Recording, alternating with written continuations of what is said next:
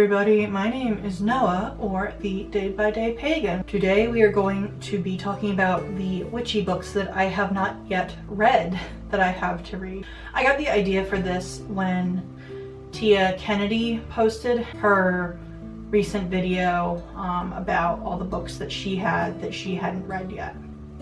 And I thought that that was kind of exciting and I would share with you all what books I haven't read yet, because I did receive a lot of them as gifts recently.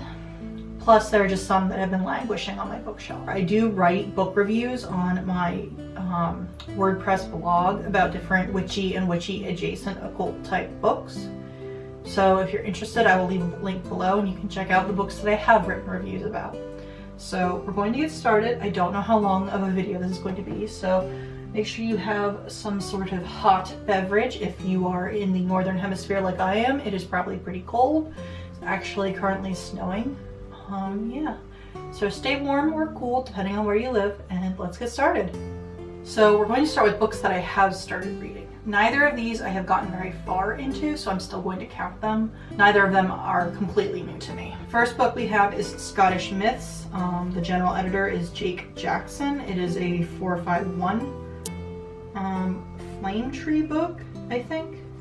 It doesn't really have anything in particular, you know. Yeah, it was published by Flame Tree Publishing.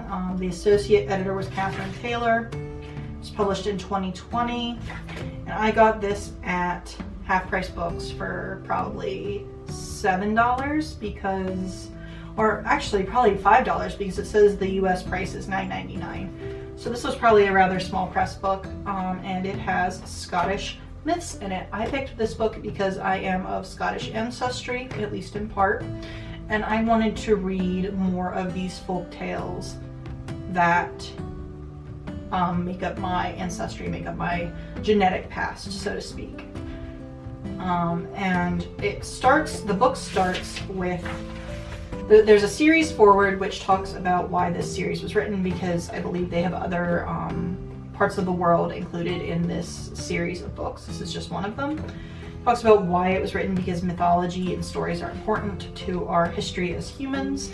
And then it has the introduction to Scottish myths, and it talks a bit about the history of Scotland and the history of how their language played into this and how their geography played into it, and just different things like that to kind of get you in the right mindset for reading about the Scottish myths. I think I have read approximately 3 of them so far. I'm on page 32, and it is a good book. However, I have found it to be challenging because it is written very much the way this myth would have been spoken or shared, you know, hundreds of years ago. So it takes a little bit to wrap my head around it, and I may have to reread sentences a couple times. So that is why this book has been taking a long time. It has been on my bedside table. It has also been a book that I have taken with me when I've gotten places and I thought I'm going to have to wait. So I'm just slowly picking through it. The reason I consider this book to be in this category is because it's part of my ancestor work. Part of my ancestor work, or working with my ancestors, is understanding where I came from, both as a person, culturally, and genetically, and how that affects my practice today, and how that affects the society that I live in today, and how the society affects me. So that's part of it. So there's the first. I'm going to take a sip of my coffee before we continue because my throat is already groggy.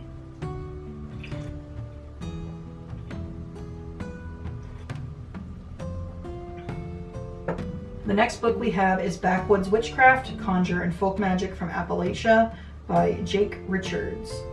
The foreword is by Star Casas.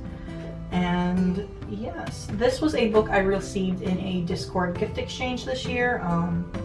It was a Hell Discord, so obviously this book doesn't really have anything to do with Norse mythology, but it felt appropriate. It was published in 2019, and it was published by Red Wheel or Weiser LLC. This is, I believe, an independently published book, and I really am interested in this. This is obviously more explicitly witchcraft or occult or pagan, having witchcraft in the title. I wanted to read this because my family has lived in Appalachia for quite a while, several generations. Also, I am living in Appalachia. I grew up in Appalachia, and I just kind of wanted to connect with the land that I live on now. I wanted to understand a bit more of the magic that is culturally connected to this land. Obviously, it's not the magic or the practices, the spiritual practices of the indigenous people that lived here before, colonizers and settlers and all that, but it is still pertinent. It's part of this land's story.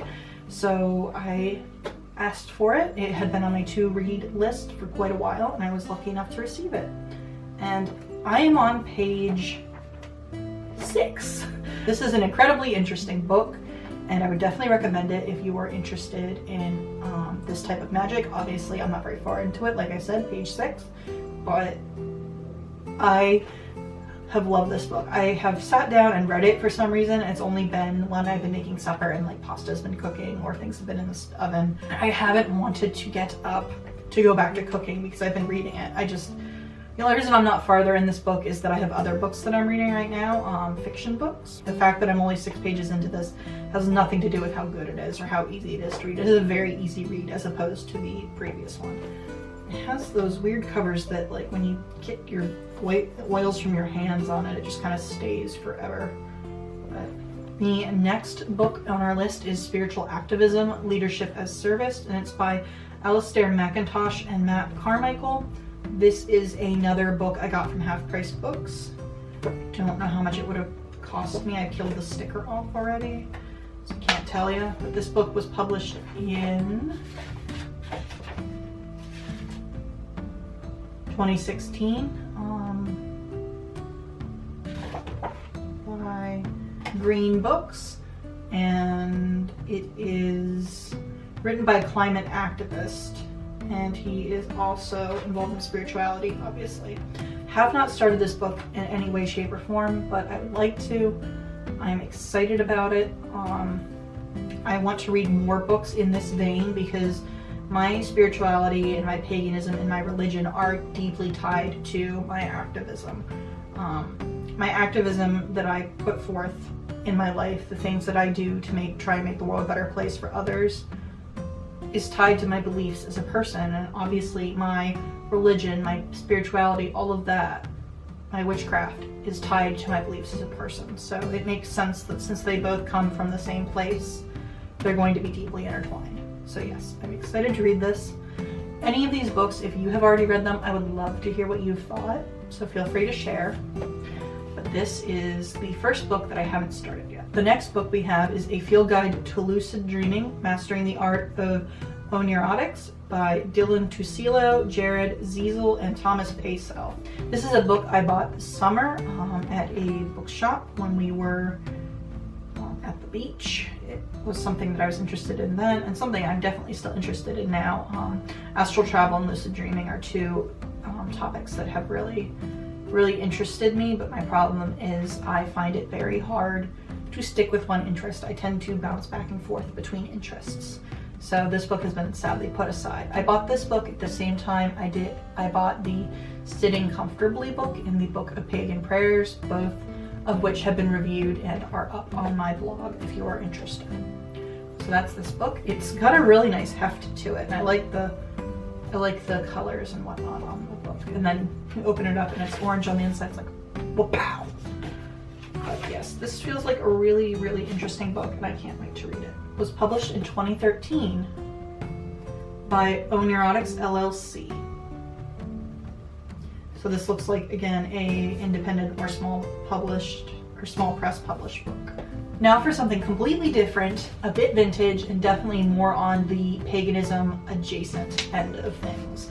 This is Scandinavian Folk and Fairy Tales, Norwegian, Swedish, Danish, Finnish, and Icelandic. It's illustrated and unabridged, and it was published by Heathen'S. This book was published in 1984, and it says Crown Publishers. So I'm not sure why it says Heathen'S on the cover, but yes, this is obviously an older book. The pages have started to go. There are some illustrations, but it is a very dense book, and that is what held me off of reading it. Obviously, I am a Norse pagan, so that is why I got this book. I want to read these myths and fairy tales and folk tales and understand more of the culture that my religion came from initially. I'm also somewhat Scandinavian genetically, so it's, you know, more of understanding my past. Although this is less directly tied to my ancestry than the Scottish folktales are. But yes, the main thing holding me back from this is just how big and dense it is. This was a half-price book acquisition. I had no idea what price it was. But yes, it is a nice thick tome and I can't wait to read it. This book is another half-price acquisition, half-price books acquisition. It has a little title placard on the inside that says Ex Libris, Collector's Library of the Unknown, which I don't know if the publisher put that in there or it was something a previous owner put in there, which I think is neat. It has this really cute little purple bookmark too that's like attached to the book. The sides are gilded as well, so it's supposed to be really fancy and mysterious, and I suppose you'd like to know the title. It is The Projection of the Astral Body by Sylvan J. Muldoon and Hereward Carrington, Collector's Library of the Unknown. I suppose that means this bookplate was put in here before. So this was, like I said, a half-price books purchase. Carrington, Hereward Carrington, published in 1929. I don't think this book is that old. This is probably a reproduction. Yes, reprinted in 1999. So it doesn't feel that old. There's a paper in the back about the library that it comes from or the line of books or whatever. Yes, so like I mentioned before, this is definitely a topic that interests me, but I haven't gotten around to reading anything about it. So that is why this book has remained untouched. The cover's a little intimidating. It's definitely very 90s occult though. Metaphysical, very 90s metaphysical. I will give it that. This is something I'm excited to read, as I've said pretty much about all of them, because if I wasn't excited to read them, either I wouldn't have asked for them in the first place, or I would have passed them on to someone else who would enjoy them. But yes, that's that. Not much to say about it. It's heavy. The cover's really thick. It's really fancy for some reason. Alright, and here we have the last half-price book in this collection. This one's called Guidelines for Testing Psychic Claimants, and this is probably the most... Oh, that's interesting. It has the receipt in it. The order was received on 1/28/2004. They received Christmas in Plastic Canvas for $2.95, Thorson's Principles of Psychic Protection for $2.99, Ultimate Decorating Book for $3.99, Guidelines for Testing Psychic Claimants for $3.95, 10-Minute Crystal Ball for $3.95. I skipped Deck of the Halls in Plastic Canvas for $1.95, Tarot According to You Workbook $3.95, Psychics, the Investigators and Spies, and it continues but you can't tell, for $2.95, and then Holiday Collection Vintage Flea Market for $2.95, and the postage and handling was $3.50, and this was originally from a bookseller in Connecticut that was sent to someone here in Pittsburgh, and it has her address on it, so I'm not going to share it. The total amount was $33.05. Anyways, so this is definitely, like I said, more of a occult adjacent book. It's about, you know, testing psychic claimants. I just thought it sounded really interesting, and I don't know, I feel like there are a lot of people who take advantage of the fact that there are people with psychic abilities and that sort of things, and intuition, and you hear about them all the time, people who have, you know, really, like I said, taken advantage of people. There's a podcast called Swindled, and some of their episodes go into that, and it's usually people who take advantage of religion at the same time, people's belief in religion. So while this book doesn't really have anything specifically or explicitly to do with my spirituality, I still wanted to read it as someone who does divination and understands the skepticism our world has around psychic abilities and that sort of thing. So that was why I got this. It is published, or it was written by Richard Wiseman, PhD, and Robert L. Morris, PhD, and they're both professors. And this book was published in 1995. It was published by the University of Hertfordshire Press. This book is as old as I am. I mean, I don't know if this specific copy is from 1995. It's probably from the early 2000s, it looks like it, but yes, coincidentally, was published the year I was born. So yeah, I'm not really sure what to expect from this one, but I'm definitely curious. So yes, this will be coming up at some point in my future. And that's neat that the receipt was in here.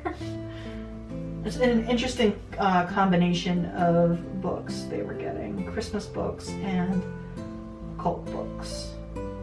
All very cheap too. I wish books cost that much now. The next two books are both books I received from my girlfriend for Christmas. So we have Beyond the North Wind, The Fall and Rise of the Mystic North. So this book deals more with the mythos of the Norse, or North rather, religion and concept of this idea of the, like they said, the mythic North.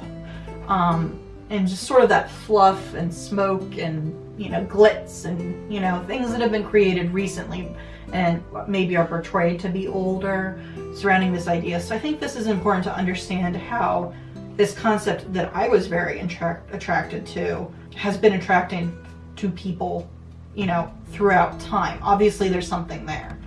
So like I said, this isn't, you know, quite specifically about the religion. It is, but it isn't. It's not exactly, you know, a paganism how-to book, but it's still about it. So I think this is important for me to read as well as for others to read, simply because it helps us understand our religion's place in history and how it's been perceived by other people over time. The last book we have on our list today is A Practical Heathen's Guide to Astral by Patricia M. Raphael. Astral, Then and Now. From its pre-Christian beginnings to its contemporary practitioners, heathenry has long fascinated people from every corner of the world.